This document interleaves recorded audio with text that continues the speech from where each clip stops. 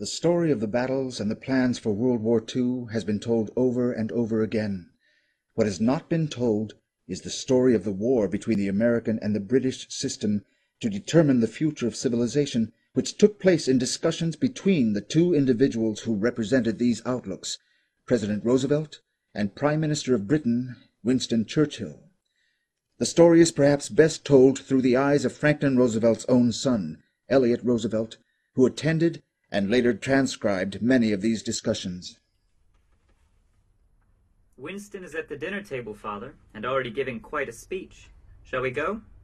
He shall come to understand this time. He must. World events are outpacing our resolve. What do you mean, Father? Winston would like to think I wasn't serious last time, but tonight is a different story. You know, Elliot, after flying over Africa, I've had some important thoughts about the future of the world. If you look at the Great Salt Flats in southern Tunisia, you can see that at one time it must have been a vast inland sea. You also have the rivers that spring up in the Atlas Mountains to the south and disappear under the Sahara to become subterranean rivers.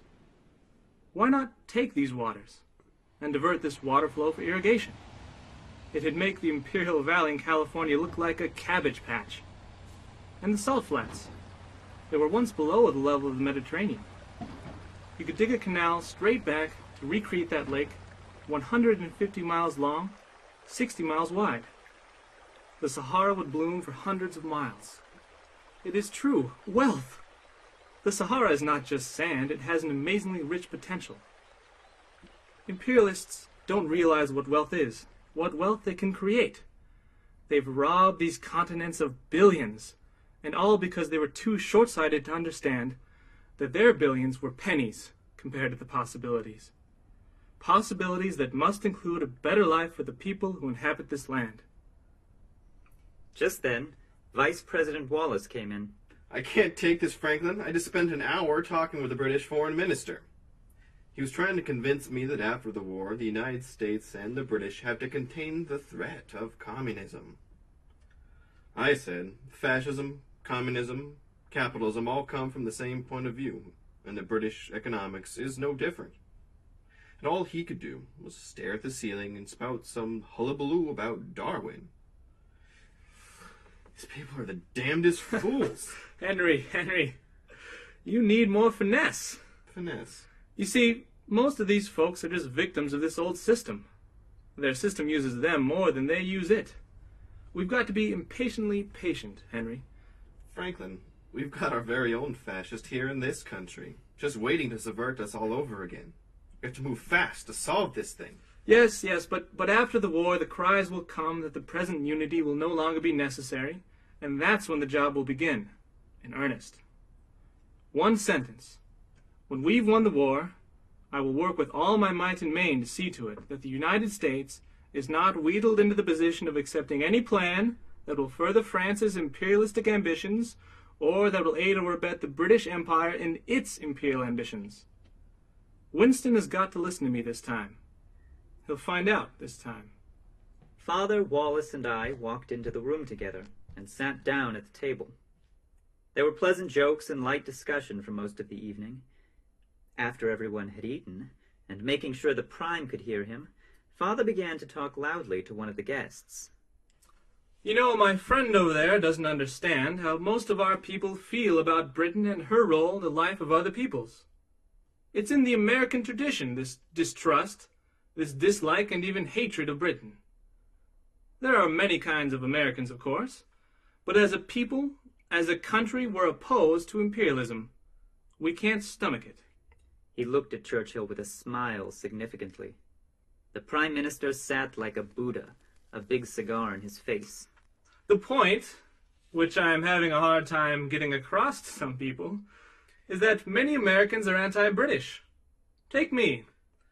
God knows, and my friend knows, I'm not anti-British now, but I remember very clearly that when I was 7 or thereabouts, in 1889 or 90, and my mother took me to England, and we saw Queen Victoria driving her carriage down a London street, why, I hated the old woman.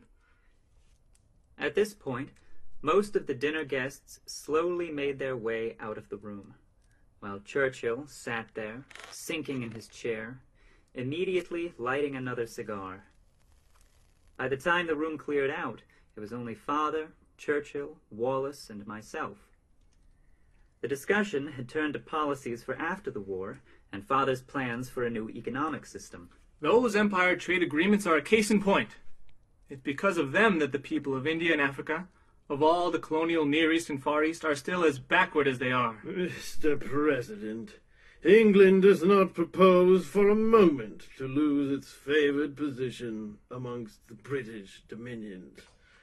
The trade that has made England great shall continue, and under conditions prescribed by England's ministers. Alexander Hamilton's reports prove that our American system strengthens the economy through developing the population. This is what has always worked and will work. It's principled. I am drafting a pamphlet to bring about the industrialization of China. We could start tomorrow. You have no idea what a mistake you would be making with that. We feel I am imprisoned. firmly of the belief that if we are to arrive at a stable peace, it must involve the development of backward countries, backward peoples. How can this be done? It can't be done, obviously, by 18th century methods. Who's talking 18th century methods? Whichever of your ministers recommends a policy which takes wealth and raw materials out of a nation, but which returns nothing to the people of that country in consideration. 20th century methods involve bringing industry to these colonies. 20th century methods include increasing the wealth of the people by increasing their standard of living, by education, by bringing sanitation, by making sure they get a return for the raw wealth of their community. Take India, Winston. I can't believe that we can fight a war against fascist slavery and at the same time not work to free people all over the world from a backward colonial policy. There can be no tampering with the Empire's economic agreement. They're artificial. They're the foundation of our greatness.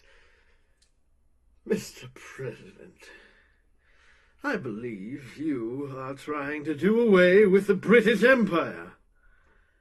Every idea you entertain demonstrates it. But in spite of that, we know that you constitute our only hope. And you know that we know it. You know that we know that without America, the Empire won't stand. Once Churchill had enough, he forced a smile, got up, and cordially bid us a good evening. As he waddled away, Father picked up his things and spoke confidently, to himself, but also to me. The choice is ours, you know. We have a chance to use our influence in favor of a more united and cooperating world. This nation has a rendezvous with history. Roosevelt's vision of the post-war agreements between the Big Four, the United States, Britain, China, and the Soviet Union, were for them to be responsible, under the principles of the Atlantic Charter, to form the United Nations, which would oversee the banishment of colonialism worldwide and bring the power of technological development to nations across the globe. Under the leadership of President Roosevelt, the United States created a potential for global cooperation, threatening the end of imperialism on the planet. For the first time since Lincoln's victory in the Civil War, the world was moving in the direction of defeating the oligarchical principle and establishing a global community of sovereign nation states.